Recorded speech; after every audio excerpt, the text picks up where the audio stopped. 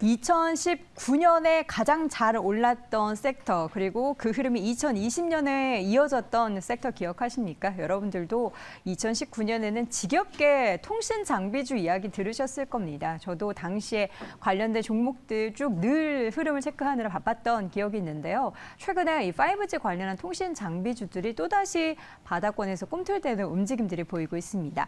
과연 기대해 볼 수 있을 것인지 다양한 이슈에 대해서 이야기 나눠보겠습니다. 인포스탁 데일리의 김종효 전문위원 함께합니다. 위원님 어서 오세요. 안녕하십니까? 네, 반갑습니다. 자, 뭐 여러 가지 이슈가 있는데 일단 5G 관련된 이슈 하나하나씩 좀 요목조목 따져보도록 할게요. 첫 번째로 오늘 나온 이슈가 있는데 카카오가 뭐 기업용 5G 사업에 진출한다라는 소식이 있고 삼성도 시장 진입에 초입기다. 근데 이제 5G 이동통신 특화망 사업이다라고 헤드라인이 나왔던데 이게 뭐죠? 특화망 산업? 그러니까 그 5G를 구축하는데 생각보다 돈이 너무 많이 드는 거죠. 뭐 약간의 이제 기술적 설명이 필요한데 뭐 아시는 분들은 아시겠지만 좀 쉽게 말씀드리면 숫자가 높아질수록 그러니까 우리가 흔히 5G라고 하면 2.8기가에서 3기가, 네. 그다음에 28기가 이렇게 굉장히 높은 용량의 초고단파를 이용하는 통신으로 알고 있습니다.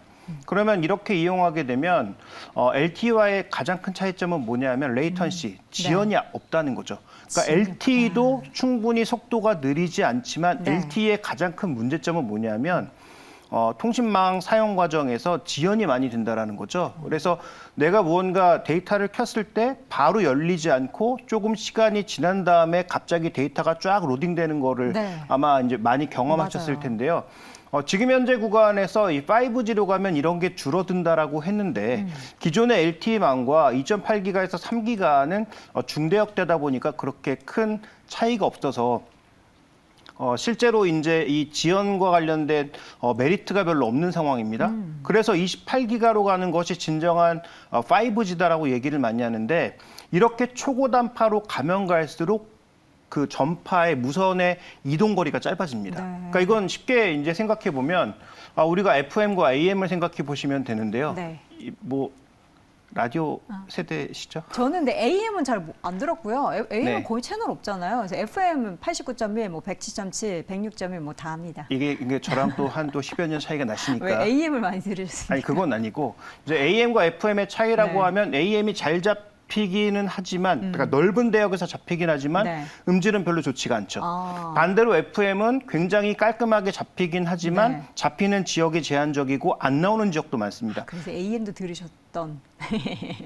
뭐 그렇다고 하죠. 네, 어쨌든 그러니까 이게 똑같거든요. 상대적으로 낮은 주파수를 사용하는 AM이 지역이 넓지만 이제 좀 품질이 낮다라고 본다면 초고단파로 가면 갈수록 좋아지긴 하는데 지역적 한계가 뚜렷하게 나타나는 거죠. 그러니까 무슨 얘기를 드리고 싶은 거냐면 28기가로 제대로 속도를 내서 하려면 돈을 무한대로 써야 된다라는 겁니다.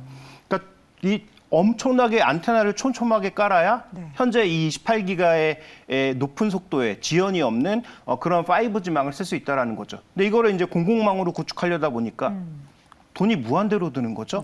그러니까 실제로 우리가 5G 세대라고는 하지만 여전히 5G의 속도를 못 느끼고 있는 가장 대표적인 이유고요. 그래서 특화망이라고 하는 게 결국 특화망을 설명하기 위해서 앞에 이제 여러 가지 얘기가 길었는데 그러다 보니까 공공망으로 5G망을 쓸 수가 없는 겁니다.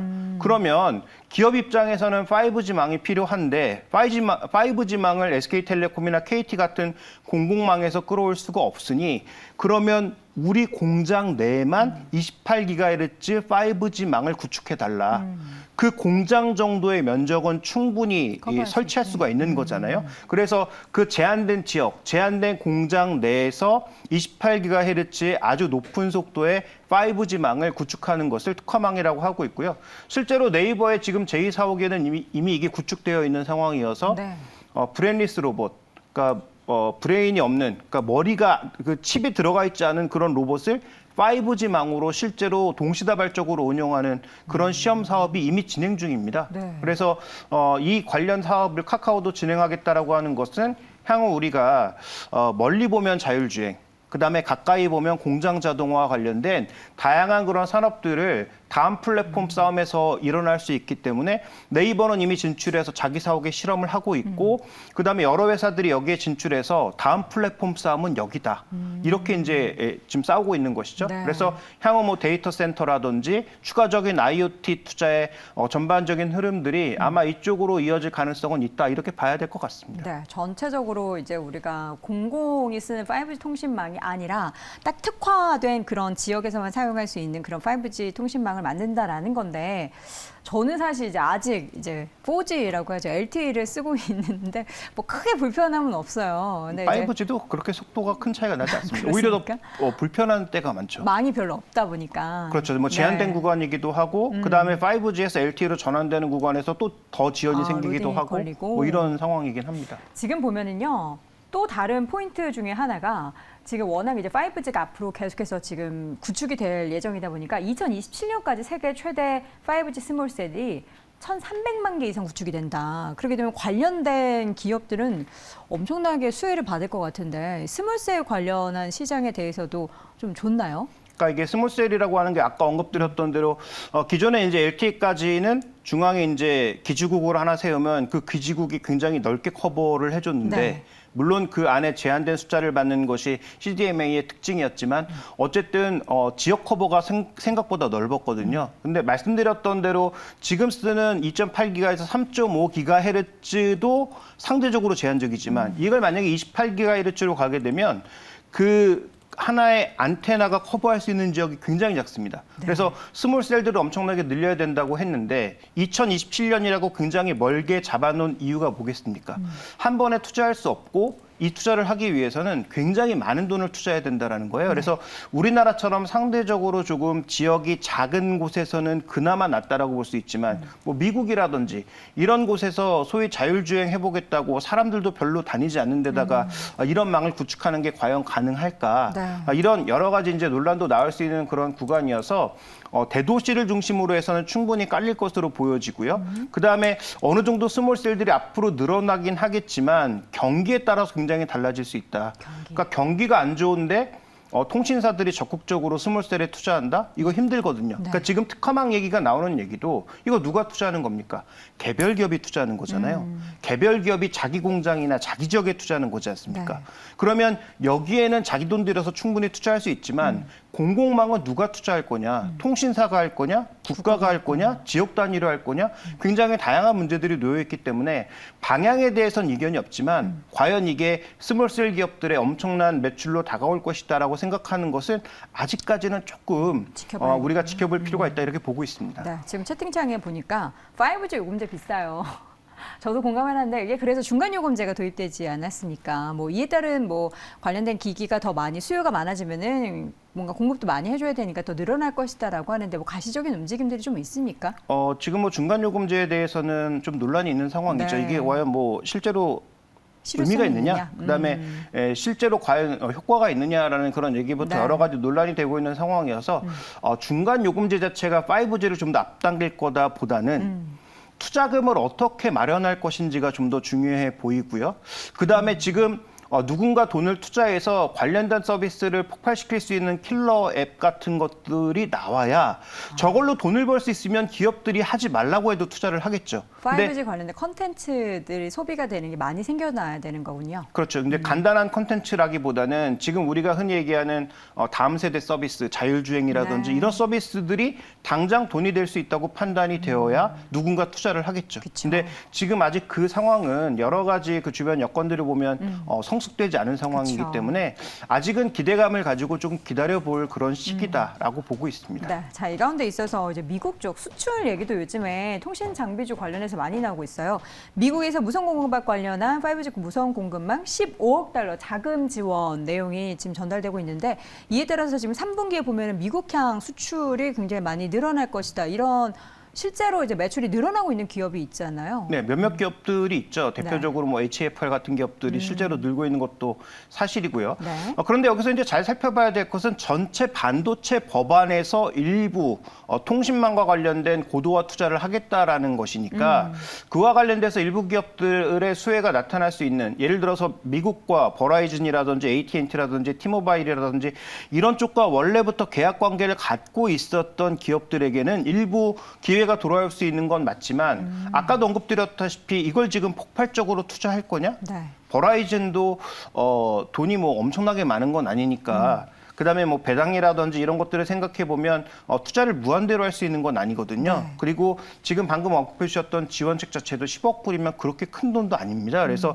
상대적으로 이에 대한 수혜는 좀 제한적이라고 봐야 될 것 같고요. 그래서 이건 우리가 실제로 수출 실적을 보고 관련된 기업들을 이렇게 압축해 가야지 이게 기대감이 나타났다고 해서 여러 종목에 동시다발적으로 투자하는 것은 제가 보기에 적절한 전략은 아닌 것 같습니다. 그래서 실제로 수출 실적이 있는 HFR이라든지 아니면 뭐 이노와이어리스라든지 그다음에 뭐 일본, 뭐 중국, 그다음에 이런 쪽에 다 매출이 있었던 뭐 KMW라든지 종목군들을 수출 실적에 따라서 확실하게 조금 압축해 볼 필요가 있겠다. 이렇게 봐야 될 것 같습니다. 네, 뭐 미국 쪽뿐만 아니라 인도 쪽에서도 관련한 뉴스가 전해지고 있습니다. 우리나라 삼성전자와 이 회사가 보니까 세계 가입자 기준으로 세계 2위 통신사라고 해요.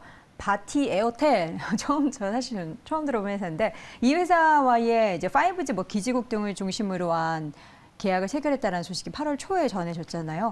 이렇게 삼성전자가 계약을 하게 되면은 이제 그 아래단에 있는 기업들에 대한 수혜가 기대가 될 텐데 실질적으로 이건 계약을 한 거기 때문에 낙수 효과를 기대해 볼 수 있겠죠. 근데 실제로 그 이재용 부회장이 다시 이제 전면에 나서기 시작하면서 5G와 관련된 통신 장비도 굉장히 챙겼거든요. 네. 그다음에 미국을 포함한 소위 이제 중국을 배제하려고 하는 국가들의 4G까지는 화웨이망이 압도적인 우위를 보였다면 5G부터는 삼성전자도 점차 영역을 넓혀나가고 있는 과정입니다. 근데 제가 알고 있기로는 삼성전자가 뭐 스몰셀부터 관련된 통신 장비 전반을 지금 만들어내고 있는 상황이기 때문에 관련된 낙수 효과는 상대적으로 좀 제한적일 수 있다. 일부 뭐 스몰셀 기업, 뭐 이노와이어리스라든지 이런 기업들의 일부 수혜가 돌아갈 수는 있겠지만 지금 삼성전자가 수주하는 것은 아마도 전체적으로 뭐 턴키 수준까지는 아니더라도 기본적인 통신망과 관련된 대부분의 어떤 부품과 여러 가지 것들을 동시다발적으로 공급할 가능성이 높기 때문에 네. 뭐 저는 뭐 관련된 기업을 뭐 굳이 꼽아보자면 뭐 대한광통신이라든지 오이솔루션이라든지 뭐 KMW 이런 종목군들이 일부 수혜를 받을 수 있겠지만 최대 수혜는 삼성전자에게 있다. 이렇게 볼 필요가 있죠. 네.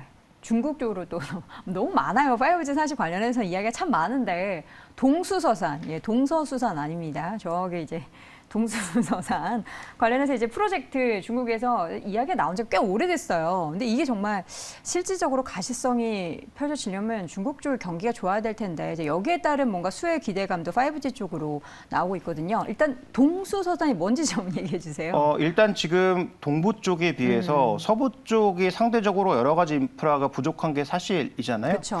그러다 보니까 이쪽에 이제 추가적으로 투자를 하는 데 있어서 IT 투자를 늘리겠다라고 하는 거고요. 데이터 센터 만들겠다라고 하는 네. 거고요. 그다음에 그와 관련돼서 데이터 센터만 만들어 놓고 끝내면 안 되니까 그와 관련된 여러 가지 이제 통신망들을 구축하는 과정에서 또 하나 데이터 센터 안에 생각보다 통신 장비가 꽤 많이 들어갑니다. 서버와 서버 간의 통신이 굉장히 중요하거든요. 이와 관련된 광 모듈이라든지 이런 것들에 대한 추가 매출도 기대할 수가 있는 거죠. 네. 근데 방금 이제 뭐 해답을 먼저 질문에서 언급해 주셨지만 네.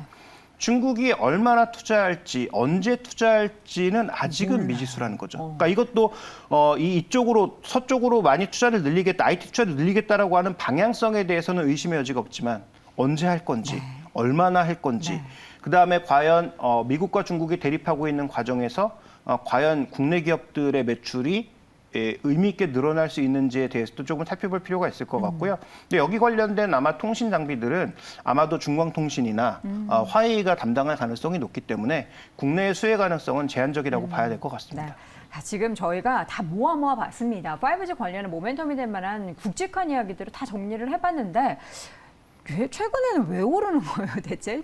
정리하기가 너무 어려운 게 이게 그냥 순환매적인 관점인지 아니면 주도주 성격으로 정말 2019년에 그러한 영광의 순간으로 다시 통신장비주들이 좀 각광을 받게 되는 건지 왜 오르는 걸까요? 일단 투자를 다 늘린다고 하지 않습니까? 결국은 정책에 기대어서 갈 수밖에 없는 그러니까 네. 경기가 악화되는 시점에서는 큰 정부가 주도하는 정책 이런 것들이 중심이 될 수밖에 없기 때문에 어느 나라든지 지금 통신망 고도화 관련된 부분 특히 일본, 미국, 중국 이런 나라들에서 통신망 고도화는 앞으로 정부가 중점적으로 끌고 가야 될 과제인 거죠. 그러니까 이런 종목군들이 그동안 워낙 안 오르기도 했고 주가도 고점 대비 많이 떨어졌으니 네. 그다음에 수출이 증가하는 일부 종목군들이 있으니 이와 관련돼서 최근 시장에 각광을 받고 있는 것이다라고 봐야 될 것 같습니다. 그래서 네. 결론을 말씀드리면 주도주가 될 가능성은 없다. 그다음에 5G 안에서 지금 방금 말씀드렸던 대로 핵심 종목이 삼성전자와 네이버라고 좀 보고 있는데 이 두 종목이 5G 때문에 올라가진 않는다라는 거죠. 그러면 밑단에서 이제 우리가 종목을 찾아보자면 그래도 의미 있는 지금 수출 지적을 내고 있는 것 HFR. HFR이 만들고 있는 것이 지금 프론트홀이라고 하는 것인데요. 이게 이제 무선 신호와 디지털 신호를 교환해주는 네. 장비입니다. 실제로 미국 쪽의 매출이 꽤 늘고 있는 양상이고 실적이 동반되고 있어서 최근 주가가 그렇게 낮지 않은 상황임에도 밸류에이션 부담이 그렇게 크지 않은 상황이고요. 나머지 종목군들은 주가가 워낙 많이 빠져서 발생한 저가 메리트 정도가 존재하는 거죠. 그래서 이런 종목과 실제로 실적이 나오면서 밸류가 상대적으로 낮은 종목을 좀 구분해 볼 필요가 있겠다. 그래서 이 중저가 종목군들 혹은 시총이 낮은 종목군들 중에서 저는 뭐 대장주라고 본다면 네. HFR을 넘버원으로 꼽고 싶고요. 네. 두 번째로서는 또 최근 들어서 꾸준하게 좀 매출이 나오고 있다고 얘기가 되고 있는 이노와이어리스 정도를 보시는 게 좋을 것 같고 그외 나머지 종목군들은 낙폭을 조금 만회하는 정도에서 우리가 접근하시는 게 좋지 않을까 이렇게 판단하고 있습니다. 네, 지금 여기저기서 탄식이 들립니다. 사실 통신장비주들 2019년, 2020년에 투자를 한창 하다가 꼭지에서 팔지 못하신 분들도 꽤 계실 거란 말이에요. 그분들이 다시 지금 주가 오르니까 드디어 뭐 4차 산업혁명에 5G 빠지면 안 되지. 뭐 5G뿐만 아니겠다. 뭐 6G까지, 6G까지 넘어가면은 뭐 수혜 보지 않겠어 했는데 이게 중요한 거는 방향성, 말씀해 주셨듯이 방향성은 있지만 시기의 문제가 명확하게 알 수 없기 때문에. 또 하나 지금 그 5G라고 6G가 겹쳐지고 있지 않습니까? 네. 근데 6G 같은 경우에는 위성통신이라고 하는데 실제로 우크라이나 전쟁을 통해서 지금 스타링크가 어느 정도 영향력을 보여줬다라는 것을 확인해 보면 사람들이 바로 6G로 가는 게 맞을까 아니면 5G를 계속 투자하는 게 맞을까에 대한 고민도 빠질 수 있거든요. 5G 기업이 6G 같이 못합니까? 같이 할 수 있지만 네.